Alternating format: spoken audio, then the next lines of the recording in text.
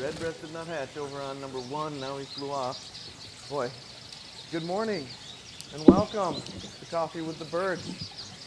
My name is Curtis Dykstra, Parks Naturalist and Program Supervisor with Ottawa County Parks, and this is our 4th and final Coffee with the Birds of the season. So a special welcome to all of you here in person. We've got a full room here, and we also have double digits viewers online. We've got 11 viewers online right now, so a special welcome to you. Those of you online, make sure to check in on the chat and let us know where you're coming from or where you're viewing us from. And any questions, things like that, put them in on the chat. I will monitor that periodically through the program. So we have had some busyness at the feeders here the last few minutes, so let's take a check at that, and then I'll do my quick intro, and then we'll get back to the birding too. We've got juncos on the ground over here underneath number 8. We've got a downy woodpecker on number 10 in the suet. We've got another downy woodpecker up in the tree above it. I hear blue jays. Oh, a blue jay just flew in. Yep, back behind number 6 on the ground. See him, Rick? There's a chipmunk that came and scared it. Oh, give him a little taste of his own medicine, huh? So we've had some mourning dove and goldfinch and tree sparrow, song sparrow. Yeah, we got 3 downies. Yeah, good deal. So we've got some good activity right off the bat here. We got a cardinal at number 8. You can see that online too. And there's the downy woodpecker on number 10. And the tree sparrow coming in for some suet. Look at this, right on number 5 here. What is he doing? It's kind of an unusual move by the tree sparrow. You can see the rusty cap on the head, the pretty brown patterning on the back with the white wing bars, and when he turns around you can see the plain gray breast with the white, or with the dark spot in the middle, right on the center of the breast. These guys will be gone typically by the first part of April. They're gone. 4 downy woodpeckers. My goodness. It's a woodpecker show, yeah. Got the woodpeckers going on. 4 of one species. We'll wait for that hairy woodpecker and red-bellied woodpecker. Chickadee on number 1 just flew off with a peanut. So the feeders are active here, and I'm going to give just a quick little intro to Coffee with the Birds, what it is. This is Coffee with the Birds. Who has not been to Coffee with the Birds before? A special welcome to those of you who have not been. Who has seen it online but not been in person before? Okay, a few of you too. Special welcome to you. What is Coffee with the Birds? It is an informal time to enjoy coffee, pastries, birds, and community. Okay, that's what this is about. This is not a formal presentation. This is an interactive program where we're going to identify birds at the feeder. We're going to talk questions that you have about birds and birding. Maybe you have local bird sightings that you want to talk about. We're wide open, as long as it has to do with birds, right? So questions, curiosities, stories, all about birds. And then at 10:30, we're going to be moving about 10:20, 10:25. I'll move out of here and we'll go into the great room. And I'll give a presentation at about 10:30 called Birding Tidbit. My presentation is going to be preceded by some information and things, just updates on things. And then I will give a presentation on finding 5 northern owls in Minnesota last winter with my friend Mike. So that will be the presentation. But I want to thank our sponsors. And Rick, if you could quick kind of put that up there on the screen so that they can get some credit here. Thank you. First of all, Aldea Coffee. They have sponsored us with free coffee. They've brewed it, they've brought it, and they have participated in our programs with their families. They are invested, and we love that they are a part of this community. So thank you to Aldea Coffee. Why don't we give a round of applause.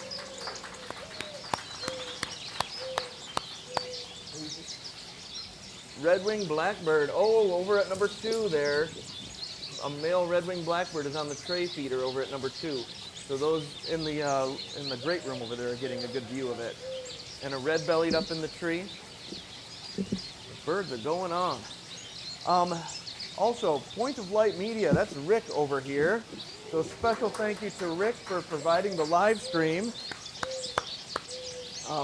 We have expanded our reach with his help here, and he does an awesome job getting the birds on the stream.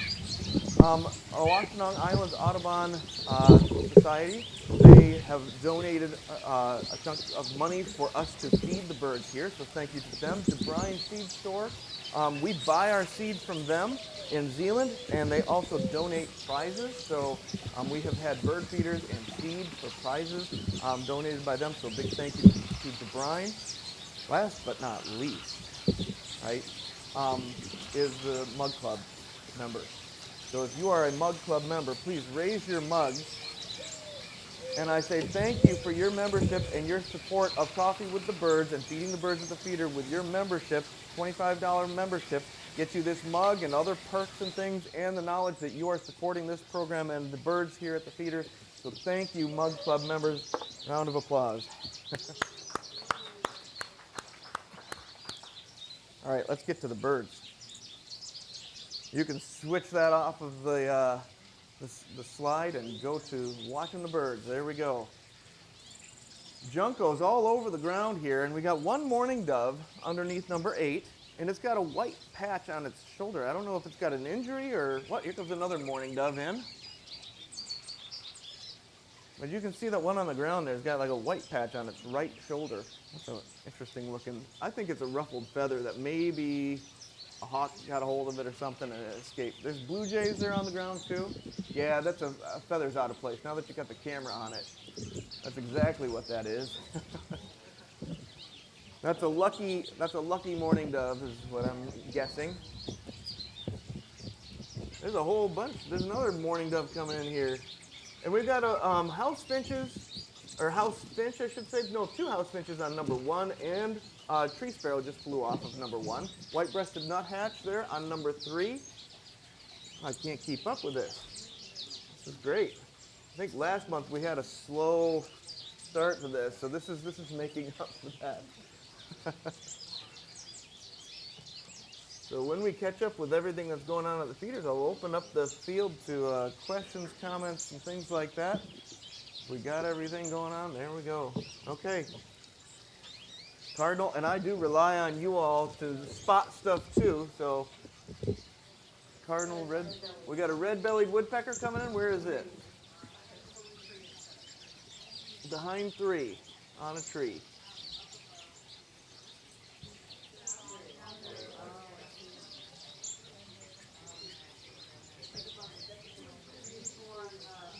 The closest big tree there?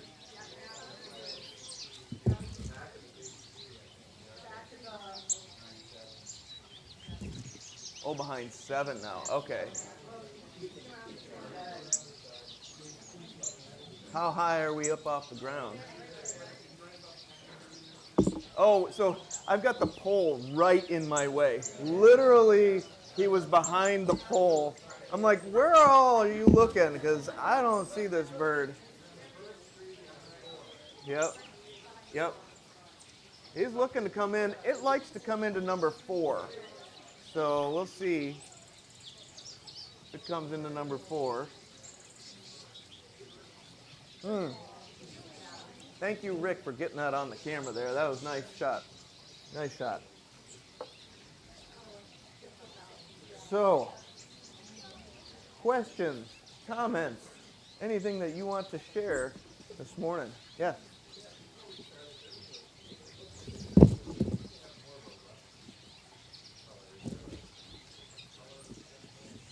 It might just be a female or a young male, immature. They sometimes have a brownish color.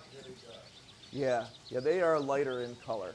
The youngsters and the females. If you see it again, let me know, and I'll see if I can confirm that. But there are sometimes hybrid birds that are like what are called cismontanus, which is a hybrid with the Oregon junco, and can give some brighter shades of brown on it too. So I would be curious to see. This is our typical slate-colored junco here on number 1. You can see the white belly and the real dark head, hood, and back. And then when they fly, you'll see the white on the outsides of the tail. Really good way to identify them. There's another one back behind, up to the right side of the waterfall there. And there's a bunch of them on the ground over there by number 2, around the corner. Yep. Yes. So those of you, anybody here when we had the pink-sided junco show up? Yeah. That was a second state record of that subspecies of junco. So juncos, if you can imagine an umbrella of dark-eyed junco is the umbrella. Hanging from that umbrella are a bunch of subspecies, different types that are seen regionally. We got a house finch up on number 8. And dark-eyed junco around here is typically slate-colored, is the subspecies. Pink-sided is one that's out west and rarely shows up here. Obviously, it was only the second time it's been recorded in the state of Michigan. Oregon junco is another one. And there's a few others if you want to get into some real fun identification stuff, white-winged junco and others. But out west it gets more interesting with the juncos and the shades of colors and things like that. So we do get sometimes the Oregon junco here and then a mix of the slate-colored and Oregon, which is the Cismontanus. Oh, we got a robin just flew in back behind number 3 and 4 there up on the branch.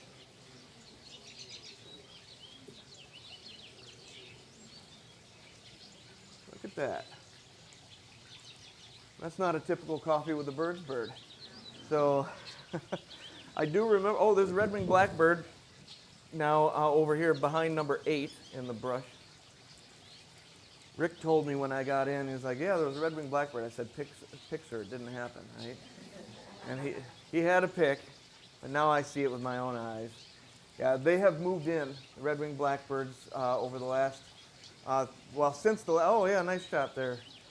Over the last month, since the last coffee with the birds, they came in not that long after that. So they've been here about 3 weeks or so. Larger numbers came in maybe a couple weeks ago. It was a couple weeks ago that I was leading the field trip, the winter birding field trip, and we had a flock of probably a couple hundred of them on that trip. So that was a flocks that were just coming in and settling. There was a mixture of grackles with red-winged blackbirds and a few brown-headed cowbirds in there too. So the blackbirds and grackles are back. Spring is happening. 1 week until official spring. 1 week.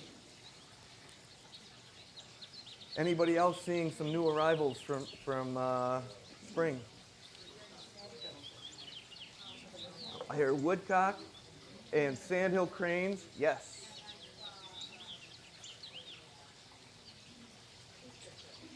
Kingfisher. Nice. Okay. Kingfisher. Yep. Mm-hmm. Nice. So 4 large flocks of sandhill cranes at Rosie Mound the other day. They like to follow that coastline up, and when you get one of those bright sunny days, you'll hear them for miles up in the sky. So it is that time of year when they are moving through. A friend of mine is in Kearney, Nebraska right now looking at the flocks of sandhill cranes. So, yep. And online, let's see here, we've got a good morning from Carl and Judy from Western Park Township. 3 fox sparrows this morning. Ooh, that's a challenge. That's a challenge. We need to get a fox sparrow here. Can you hear me okay there online, everybody? Go ahead and chat that in there. I want to make sure that you all can hear. Happy birding from Spring Lake, from Tabitha. Oh, hi, Tabitha. She's my coworker. Blue jays and all the squirrels out up here this AM. So thank you for joining. Any other questions? Bird sightings of springtime birds migrating in? Yeah.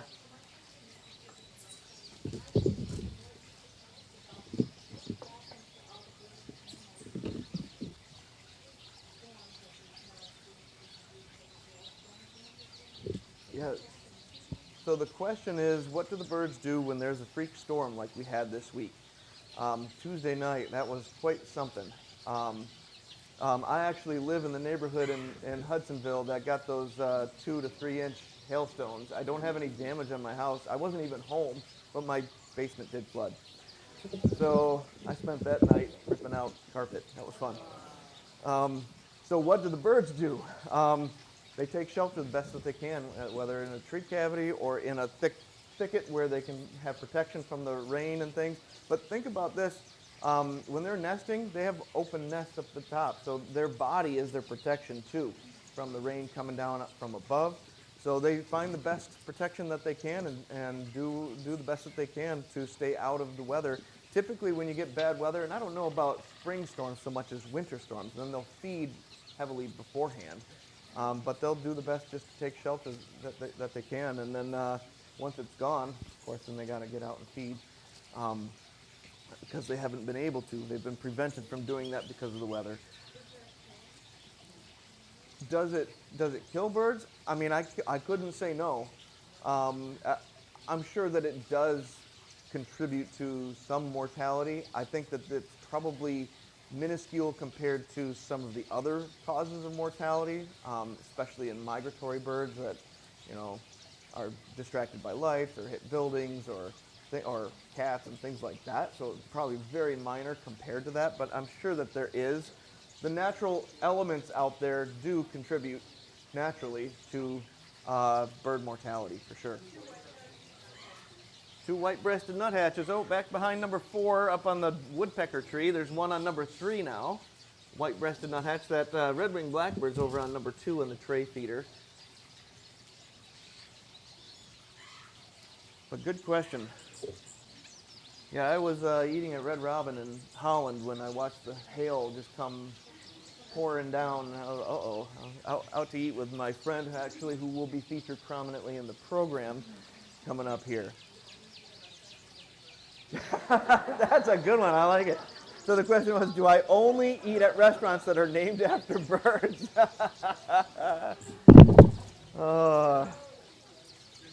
Yeah, Chick-fil-A.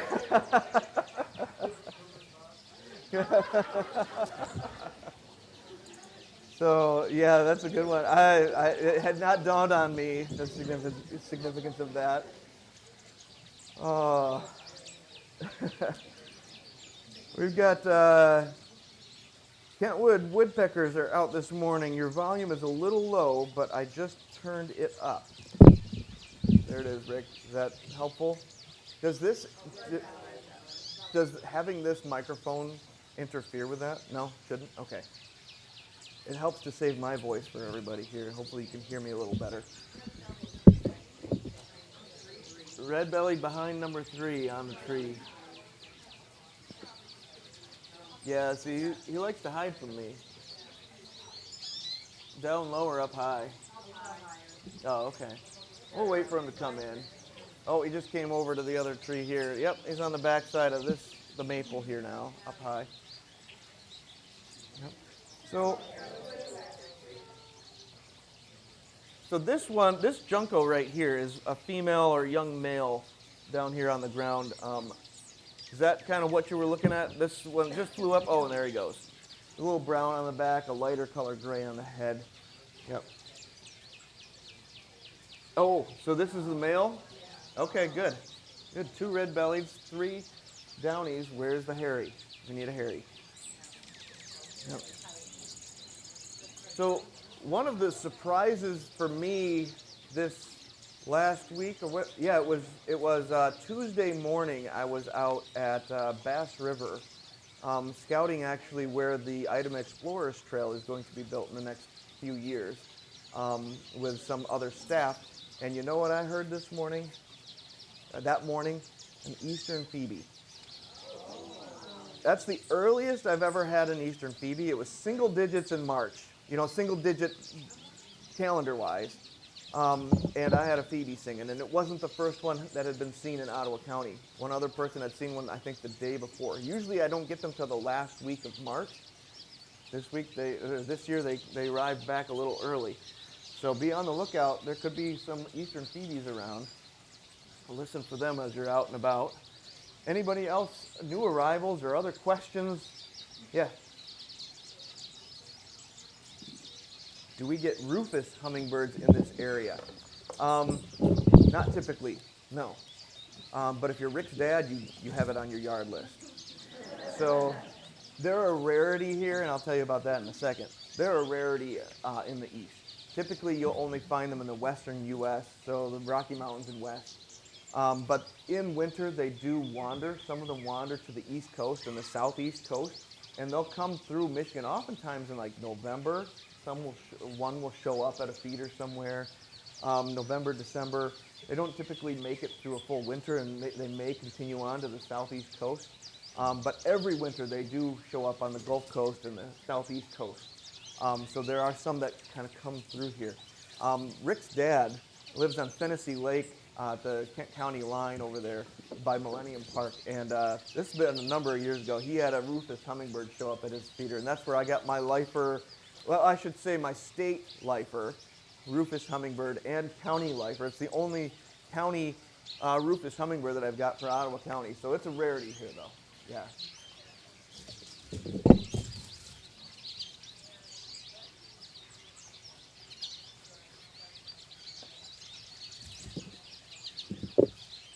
Mm-hmm.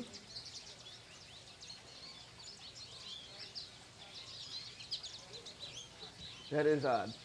That would be a rarity in Chicago. That would be a rarity in Chicago. So that's interesting. Yeah. Yeah. So I would question it if it's just AI identifying hummingbirds. I would definitely get a professional eye on that, or a camera, like a better camera. But typically around here, just red-bellied, or excuse me, red-bellied. Ruby-throated hummingbird is the only species that we have around here.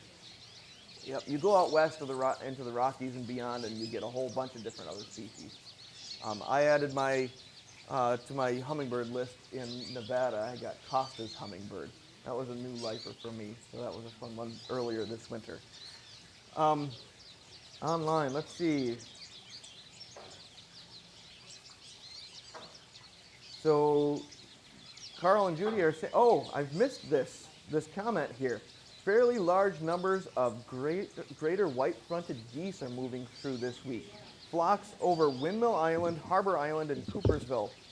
Not to mention, yes, and then they responded later, APO Lake as well. That's just about a mile from my house. So in Georgetown Township.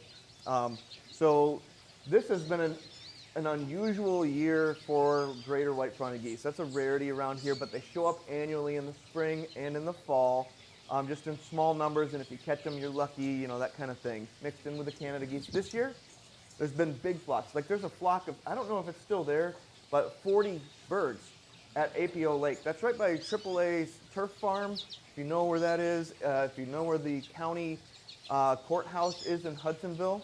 It's where the athletic fields are. It's in the lake back behind there. That's APO Lake.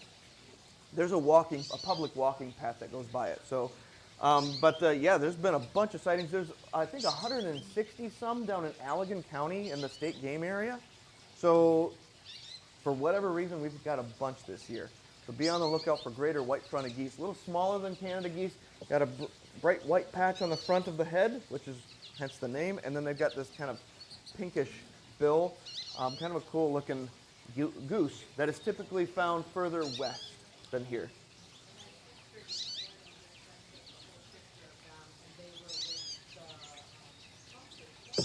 Trumpeter swans too, yes, okay. Sure.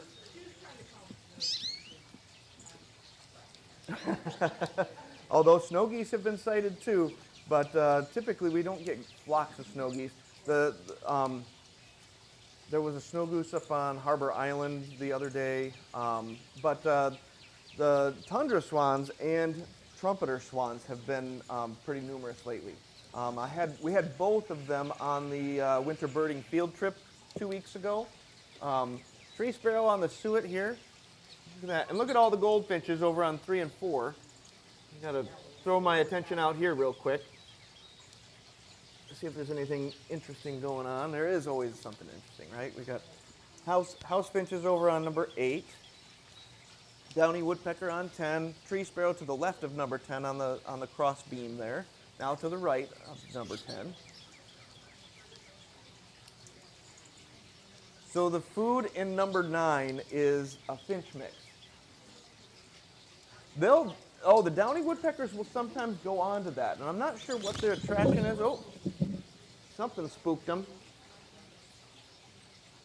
Somebody gave the warning. I don't see anything. There's a titmouse. I hadn't mentioned titmouse before, but he's up above number 4, right up here.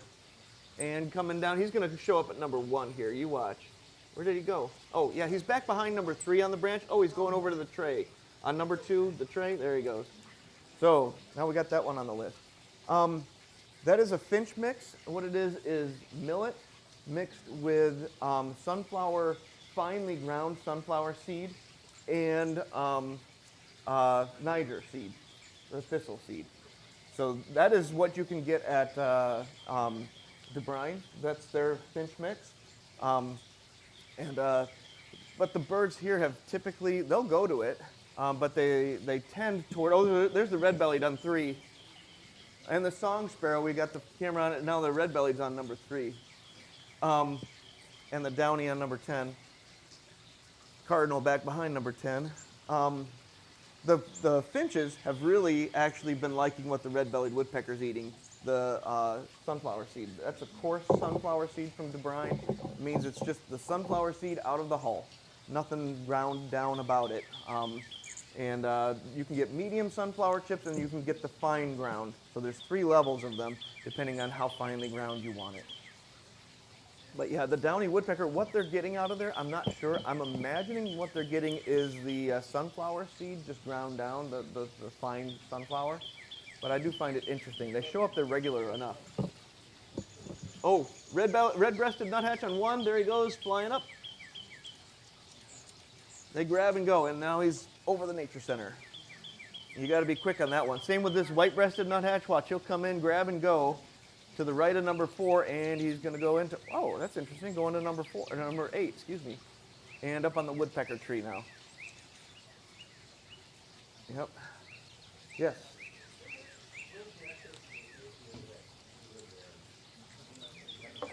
So there are signs that say you can't park at the athletic field. So I'm telling you there are signs at the athletic field that you can't park there. It's meant for, what's that? Yes. If there are soccer games going on or baseball games going on, there won't be spots left.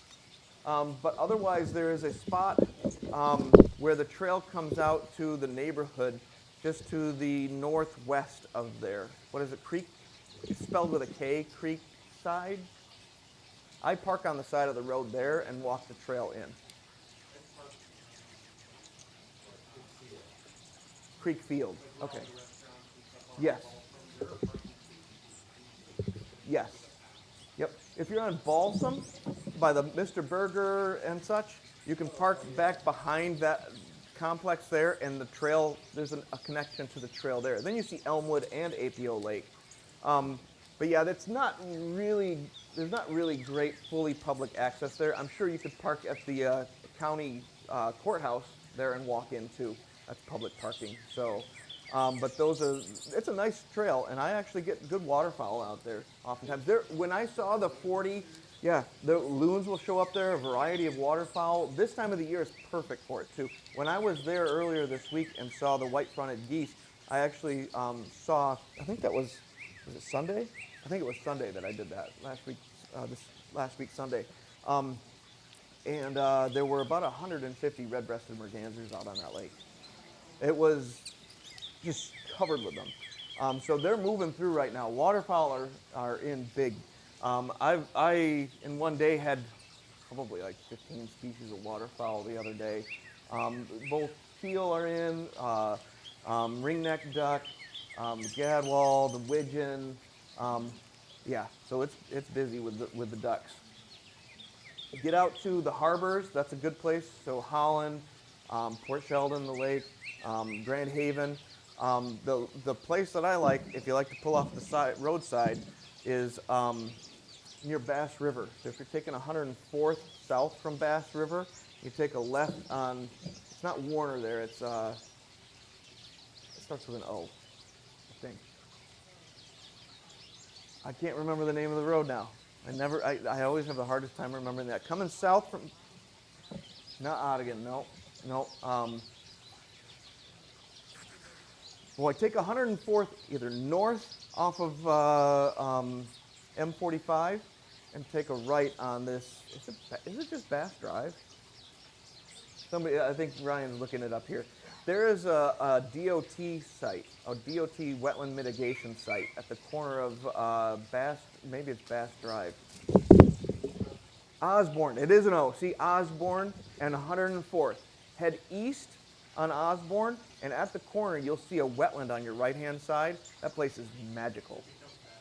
It becomes Bass Drive when it curves there, okay? And then it eventually heads over to 68th Street, yep, as Warner. It turns into Warner then later. There was a Eurasian widgeon there a few years ago. That, I had good diversity of waterfowl. There's trumpeter swans that nest there. There were pied-billed grebes there, but you have to view from the side of the road. It's not, you can't access the property. They have signs that you can view from the side of the road. So, yep, I just parked by the gate there. 2 red-winged blackbirds here now up above. But yeah, that's been a really good spot for diversity of waterfowl if you're in that area. A couple of Canada geese flying by. I don't know if I believe you on that, Rick. I'm talking about geese. And then suddenly Rick sees them. What happened to the birds, Rick? Oh, we got a downy here. We still don't have a hairy woodpecker.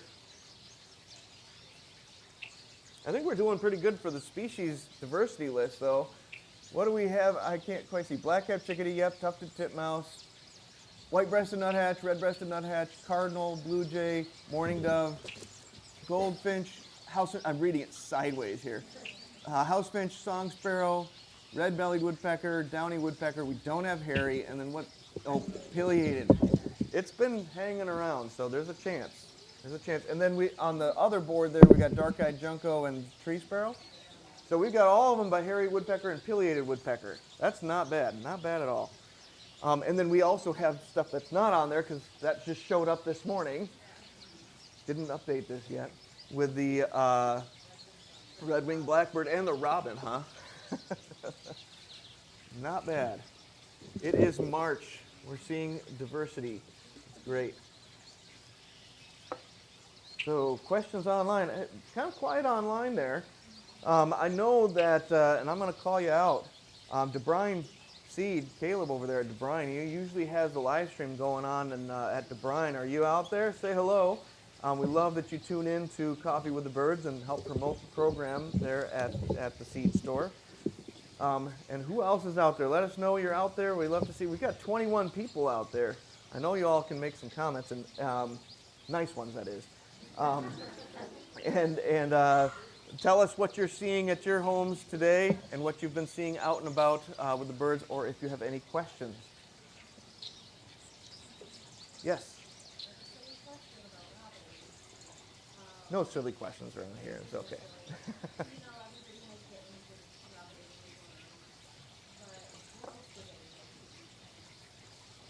That's not a silly question. I'll tell you. So yes, the question is about robins and their diet. We all conjure the image of them eating worms, and that's not the only thing that they eat. What else do they eat? Berries are one of the main sources, especially in the winter when they can't get into the ground. So berries, I don't doubt that they eat a little bit of seed. I've seen them hop around feeders sometimes too. Other insects and things that they can find, but berries in particular in this season, for sure. When the ground is frozen, then you'll see them showing up in weird places that when the ground is thawed, then they'll go into the yard and pick up the grubs and pick up the worms and things like that. But when it's frozen, then they have to go to other sources like berries. So in the winter, we do have them year-round here. A lot of them leave, but a lot of them will stay, and we'll get flocks that like the berry trees, so crab apples and things like that. And sumac they'll even eat. Sumac it tends to be later in the winter when other food sources are gone. They'll eat it, and so do bluebirds, right? Right, Rick? Bluebirds eat that too, the sumac. So I have to give Rick a hard time. He's a good friend. We've known each other for quite some time, so I can give him grief. Last coffee with the birds when he was driving in, we had some nice frost out in the field there, and he did not have his camera in the car with him, but there was a bluebird perched in the nice misty morning on a frozen branch of sumac. So the red with the blue, and he has that image in his head, but he can't share it with anybody. So such is the life of a photographer. That's right. That's right. Okay, Junco's on the ground over there, and what else? I hear the goldfinches. You can hear that twittering. That's goldfinch. There's cardinal with the house finches over here. Nuthatch on 4, and lots of squirrels. We had up to, I counted 16 earlier, and there was one bird at the time, and yeah, that's a bad ratio, right? Red-bellied woodpecker just called there. Downy up on the screen there. Yeah, that screen is for you all too. You know, this is what the online folks are seeing, but you guys get to benefit from his camera work too. Red-winged blackbird over on 8 now. Yes. Red-bellied woodpecker. You'll notice when you're out for walks, I love to see the sunshine out today after all this bad weather. On days like this, the woodpeckers are calling, the woodpeckers are drumming. They're getting ready for the breeding season already. The chickadees and titmice are singing, the cardinals are singing. You know that spring is right around the corner. Even though we have white on the ground, it is still winter. Remember, it is still winter. I know we've had a 70-degree day already. It's a little depressing when you go back into winter after that, but it's coming. That is March, right? This is, you expect that in March.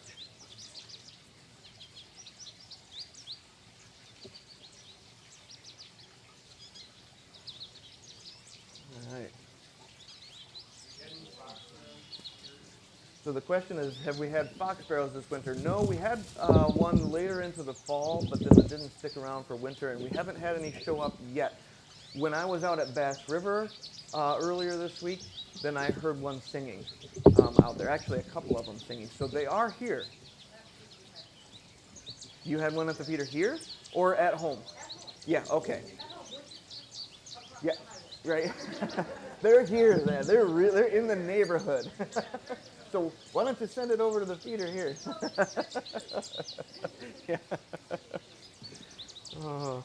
Yeah, the fox sparrows are fun when they show up here, and then a little later than that, we'll get the white-throated sparrow too start showing up. So, yeah, white crown usually a little later than that even. They're usually even on in a month from now, maybe into April. Yep. But there are some that overwinter, the white crowns, and those will show up at feeders when they start moving earlier. So if you get one earlier, it's probably one that overwintered.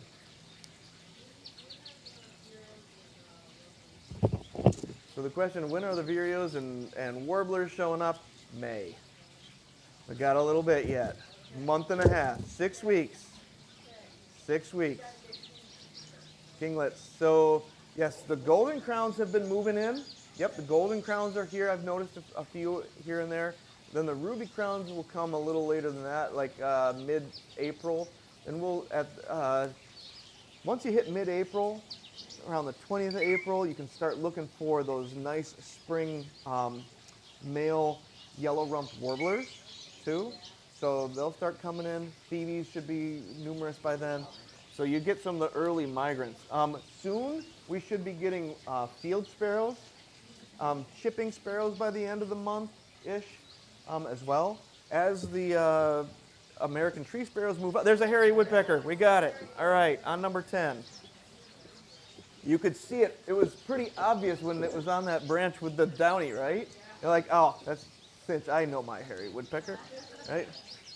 Look at that big beak sticking out. Yep, on number 10. Rick's working on getting number 10 up. There it is. That's the female. No red on it.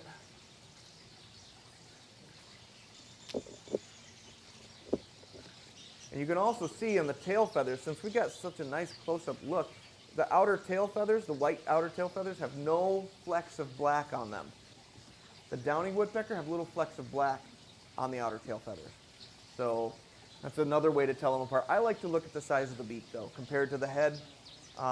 They have a huge beak compared to the size of the head. The downy's just kind of hides in by its face.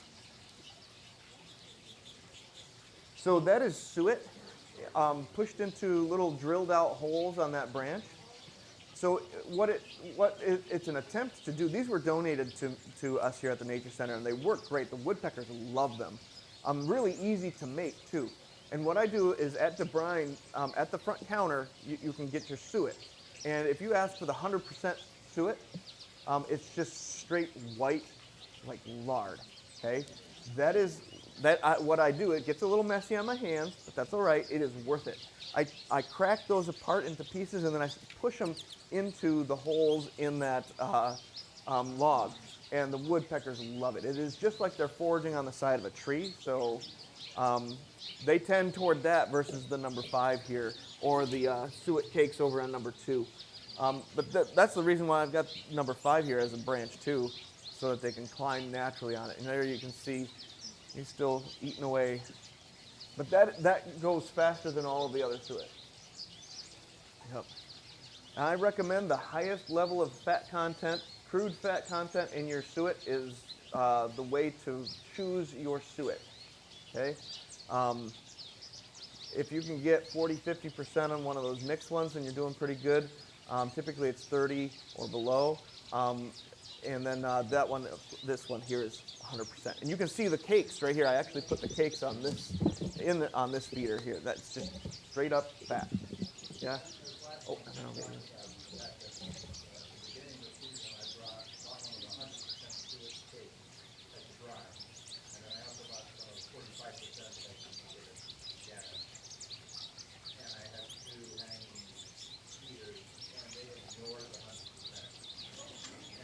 They didn't know what they were missing. Did they? Yes. Well, did you take down the other one and leave? So that was the method to.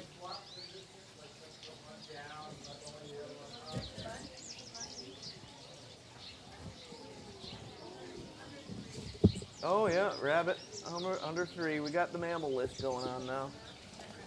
So it still hasn't worked. Okay. I wish I could give you a straight up answer as to what the deal is. Yeah, okay. See feeding method. Question back there, yes.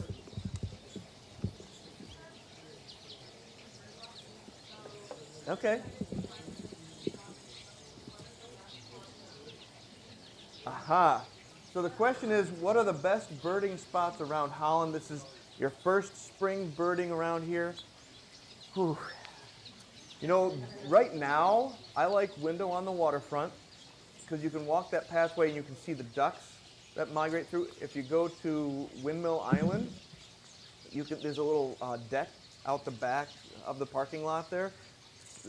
Go on that little tower and view that lake. That's where the waterfowl will hang out oftentimes. So I like that spot. But as far as like passerines and things like that, I really like Stuyvesant Trail. That is the former Pine Creek Trail. The male hairy woodpecker has replaced the female on the same spot. Ah, nice. Yes, there you go. Right on the head. There you go. Thank you for letting me know that, and then get me back on track on my answering the question. But yes, I would say Stuyvesant Trail is one of your better spots, especially as a spring. Yep, Upper Makatawa Natural Area is a good one over in Zeeland. I'll put a plug in for Holland State Park just in general. As you get closer into May, you'll not only get waterfowl and things like that, but you'll get the passerine starting to come through, and that little spot right by the marina, along Black Lake Boardwalk can be great because the birds are migrating through. They come across the channel and they congregate in that little wooded area. That in Mount Pisgah, walking up Mount Pisgah. Of course, I'm plugging the Ottawa County parks. Paw Paw Park is good too. Uh, and they have made trail improvements over there. They couldn't withstand the pressures of the recent rain, so they're a little flooded now, I think, yet. But they've made some trail improvements there so that they're not going to be flooded quite as often. Paw Paw Park there in Holland Heights. Those are some of my favorites. If you've got other favorites, you can let me know. But I would say number one is probably Stuyvesant Trail. And I have to say it, even though it's not an Ottawa County park, but it is a really good birding spot. Oh, yep. We've got the oranger variant on the house finch there. Their red varies on their diet. So the more carotenoids, the more red. And so this one is not very red. And we get them on occasion here. Look at number 3, just full of goldfinches. I keep waiting for, oh, red-breasted nuthatch, and it just flew off from number 1. And there go the goldfinch. They are flighty today. We've been looking because there have been reports of common redpoll around. And I have, in fact, I've seen a couple of them just in flight as they were flying over my head in my neighborhood while I was walking the dog. But other people have been seeing them at Stuyvesant. I don't know if that's continuing. Other people have been seeing them just out and about. Somebody reported them at APO Lake when they were looking for the white-fronted geese. So, but they're around. They just have not settled on feeders, I don't think, anywhere. So it's been interesting that they're here, but they're not settling in at feeders for whatever reason. There must be a good natural supply of food out there for them. Look at that white-breasted nuthatch. It almost looks like a photo, sitting so still. So there must have been something that spooked the birds. That's what nuthatches and woodpeckers will do when there's a threat. They'll freeze, just like in a position, because movement attracts attention. And if there's a predator out there, you don't want to attract attention. So you sit still. Flatten your body against the perch.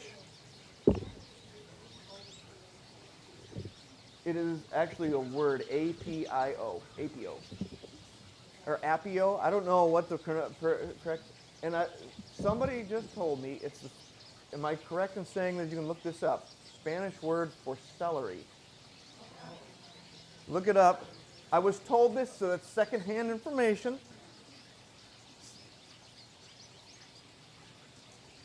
His initials might be C and P.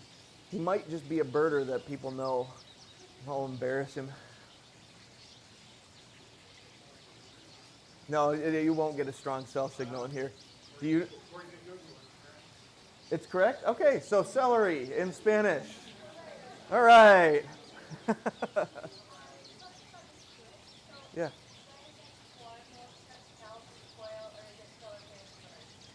So when it gets real warm, then I would avoid some of the high fat content or the unrendered suets, but generally they're okay, especially the normal mixes and things.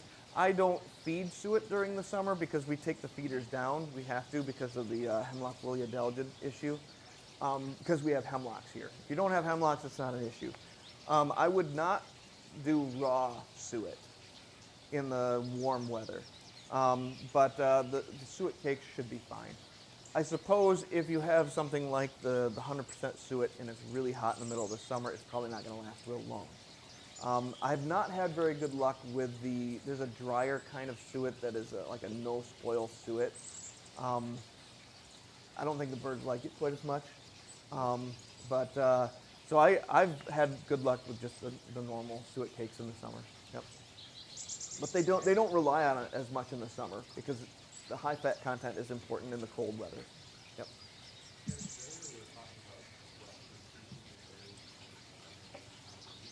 Mm-hmm.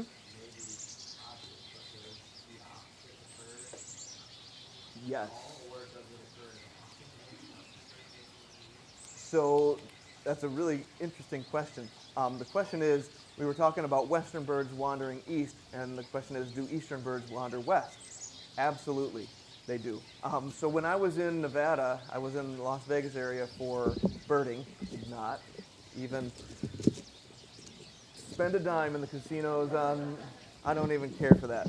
So I just stayed at the casino hotel and cheap place to go birding from. But I digress. Um, a couple of the birds that were highlight birds at the spot that I was going to go to were birds that I'm like, I'll see this in May. It was like black-throated green warbler, Cape May warbler, and there was another one. And this is in Nevada, and that was a big deal. I also went to Death Valley, and in Death Valley, there's a green, like, golf course resort-ish place. And that is the place to go birding. And the reason why California birders love to go birding there is because the rarities, eastern warblers and things, show up there. So that was an interesting place just to wander and see. It was the only place that I saw a bird at Death Valley, period. That's it, at that green spot. Anywhere else, it was like walking on the moon. Pretty neat spot. So, but they do wander west. So simple answer, yes, they do.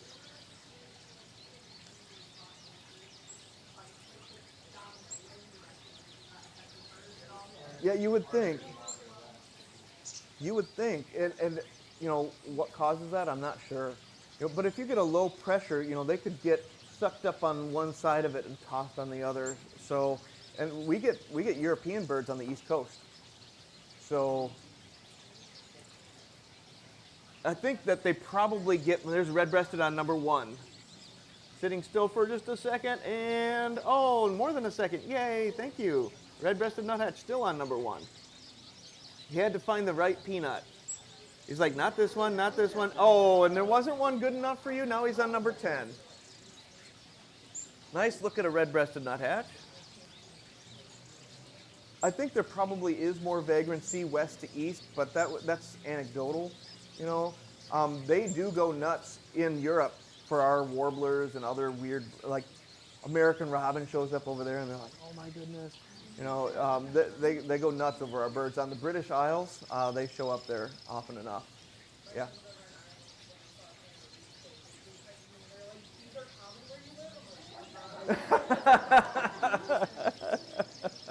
I love stories like that. You're like, what's the big deal? It's a Canada goose, right? Come on. Oh, how funny.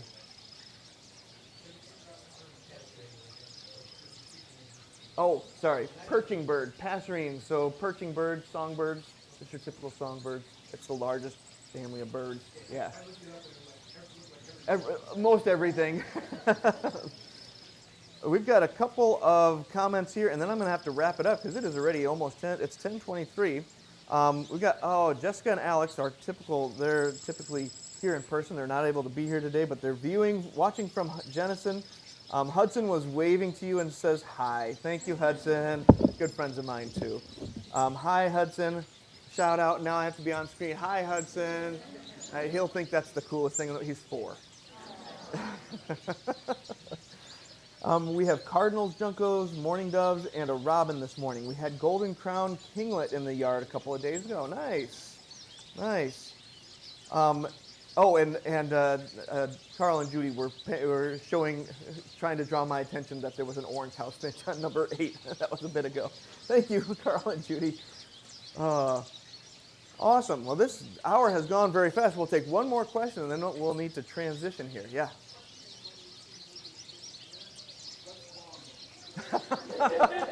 We don't have time to go through that. But so the question is, have I seen the movie Big Year? The answer is yes.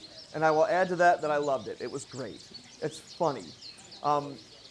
It's very exaggerated, but that's how you get humor, right? There's some exaggerated truth to it, though.